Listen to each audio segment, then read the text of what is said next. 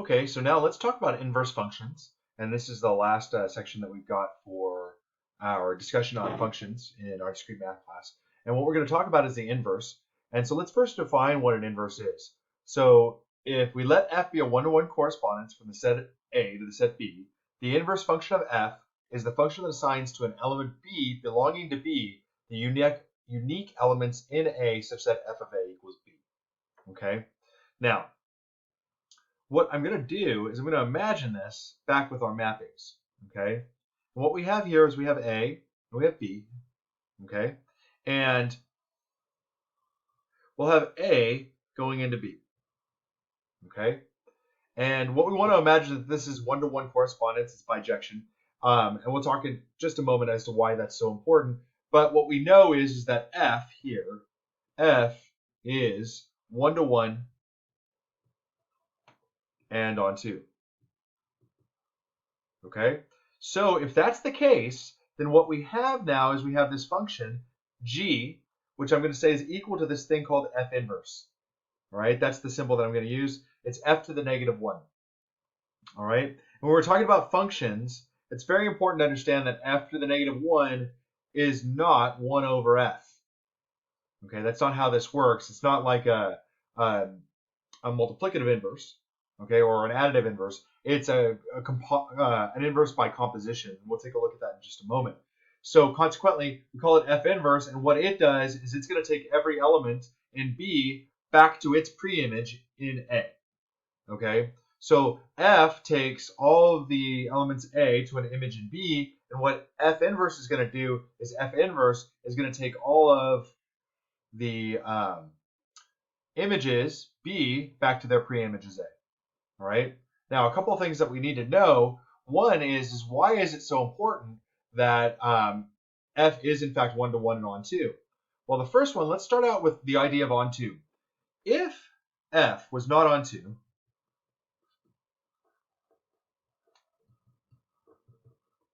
then there would be an element in B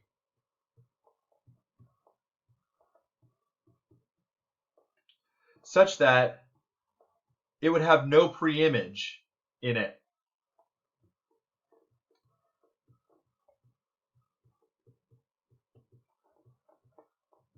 And so what that basically means is that, like, we'd have this B over here, right? Okay, call it B2, right? But it wouldn't be able to get back to anything in A, right? So it wouldn't go anywhere, right?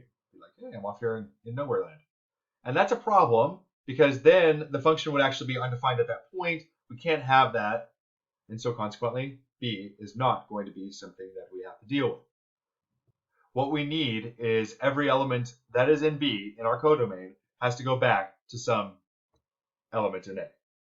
Secondly, the one-to-one correspondence is needed because if we imagine, or excuse me, one-to-one is needed because if we didn't have a one-to-one,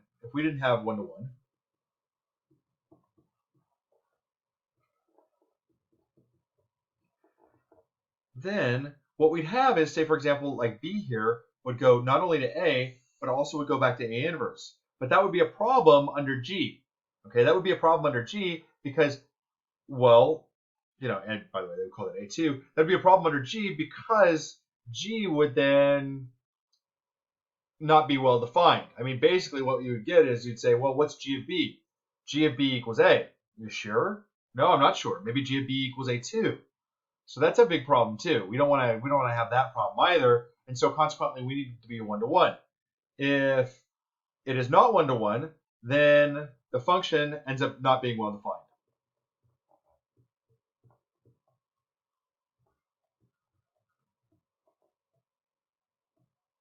The function g, by the way, that should be stated, well defined. And so we need to have it actually be by a bijection. So we're going to eliminate that one too. Okay. Don't have A. Don't have that one there either. Okay. So from an inverse standpoint, what we want to do is if we have this function that is in one-to-one correspondence, f, then we'll find an inverse, call it f inverse, that's going to take every element in B back to its original element in A. It is a bijection, right? We talked a little. Now, if we want to actually find that inverse, then it's a little bit different. It's a little bit different operation, okay? What we're going to do is first we're going to actually look at proving that two functions are inverses of each other, right? So we'll say first that a function g, b belonging to a, is the inverse of f, a belonging to b, if for all a belonging to a, the composition g of f of a, okay, also written as g of f of a, equals a, and f of g of b, so when we compose the other direction, we end up with b, the original value that we ended up with, okay? Basically, what we end up with is called the identity. That is that we get the same element back, all right? If I go back over to my picture, it kind of makes sense. The idea here is this. I'm going to go out on f. That's going to take me to b. And then when I plug in b into f inverse, it's going to take me back to a. It has to do that for every single element or else we don't end up having an inverse. It's not the inverse, right? It's not doing the right thing. So that's what we're essentially going to prove, okay? So let's take an example. Let's start out, we're going to have f of x equals 3x minus 2, and we'll have g of x equal to x plus 2 over 3, okay? Let's assume that f goes from the real number line into the real number line, and that g is also going to be real defined as well. Now, I'll leave it up to you to go and prove that, in fact, f is one-to-one and onto, so it, in fact, does have an inverse. It's not that hard. We actually did that inside of an earlier lecture. And that g is also has an inverse. Okay? What we're going to show is that g is, in fact, the inverse for f. So first, I'm going to take f of g of x. And what I expect is that that's going to give me x back. So that's going to be 3 times x plus 2 over 3 minus 2. Okay? And that ends up equaling x plus 2 minus 2, which equals x. Great, that's exactly what I wanted, right? That's f of g of b, right? It's this thing here, equals b. Then I'm going to take g of f of x, and that's going to equal 3x minus 2 plus 2 all over 3, which equals 3x over 3, which equals x, which also is this, g of f of a equals a. So we took an arbitrary x, right, belonging to our domain, right, and we showed that when we composed the two functions, we just got x back in both cases, both frontwise and backwise. G of f of a and f of g of f of x and f of g of x are both x, all right, and that actually shows us. Okay, there it is. Now, let's imagine instead that we're doing something that's just a little bit more complicated. All right. All right. So if you remember, let's take another example. And our other example would be, let's take f of x equals e to the x, and we're going to define that f is going to go from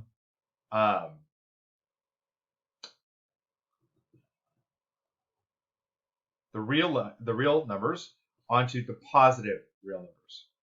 Okay? And then we'll take g of x equal to natural log of x, and that's going to go, g is going to go from only the positive numbers onto the reals. Now, it's really important that we actually did that restriction on the codomain here for f of x, and we did the restriction on the domain here for g of x. Because if we don't do that, we don't end up not getting a bijection. We talked about that a little bit earlier. All right. In addition to that, we end up having natural log of x ends up being undefined, because anytime you take a negative number, the natural log of a negative number ends up being undefined. And we can't get a negative number from e to the x. No way, it doesn't happen. So consequently, we need to have those restrictions. Now, once we do that, then we can actually make this composition, right? So e to the natural log of x, right, is just going to simply equal x. Done. Okay?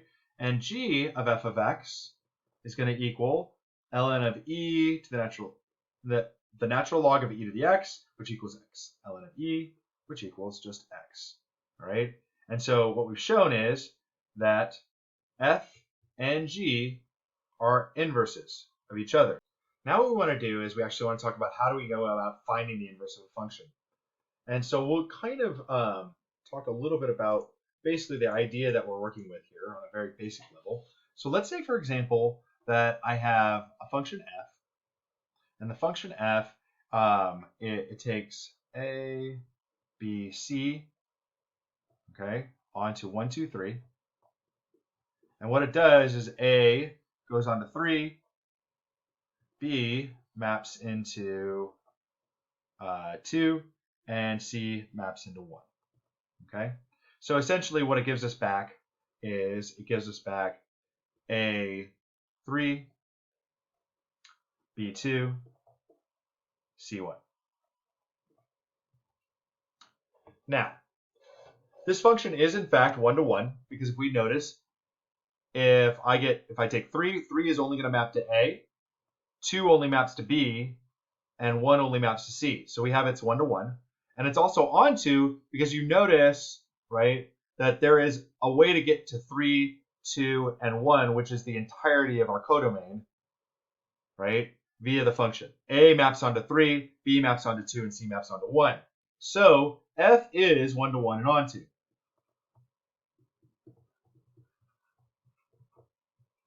That is that it's a bijection. Now, its inverse is going to reverse our codomain and our domain in a systematic fashion. So basically, F inverse is going to take 1, 2, 3, our codomain, our old codomain, it's going to become the domain, and it's going to go on to A, B, C. Okay? And the way that it's going to do that, it's going to define it as 3 goes to A, 2 goes to B, and 1 goes to C. All right, notice that all we did was basically we switched the input and the output inside of the function. And that's essentially what's happening with an inverse, right? The inverse is going to switch the input and the output, right? If I took f of f inverse of, say, for example, A, that's going to equal f of, f of f inverse of 1. That's going to take f inverse of 1 goes to C, okay? So that'll be f of C, which equals 1. That's exactly what we actually anticipate. Remember that if we are doing this way, we're going to do f inverse first and then f second, okay? And we can actually do that for every element. All right, so that kind of actually defines our inverse if what we have is a defined set, right? If we actually have the relation, we've got it kind of like matched up pairwise, then that'll tell us exactly what our inverse is. Sometimes, though, we're going to deal with functions, and we want to figure out what the inverse of the function is.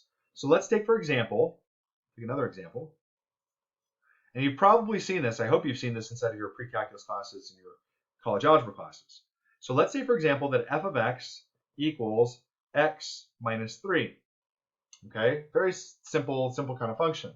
Now, our inverse, what we're going to do is we're going to imagine that we have y equals x minus 3.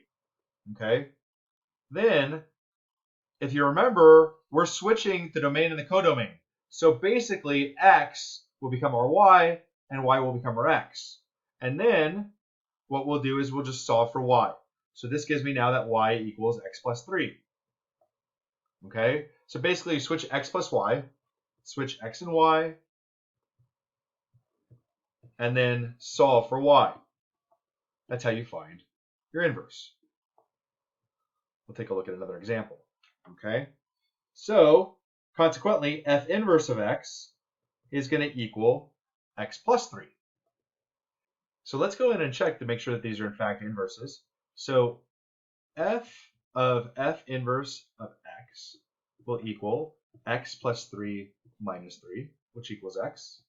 And f inverse of f of x will equal x minus 3 plus 3, which again just equals x. All right, awesome. So they in fact are inverses of each other. We'll try one more example. Okay, we'll have, let's set g of x equal x minus 4, or we'll take 3x minus 4 divided by 2. And so now what we do is we'll say y equals 3x minus 4 over 2, right? Y being a stand-in for our g of x. And then we'll switch x and y. So x will equal 3y minus 4 divided by 2, okay? And now I'm going to solve for x. So this gives me now 2x equals 3y minus 4 2x plus 4 equals 3y. And so y equals 2x plus 4 divided by 3. And there is our g inverse of x.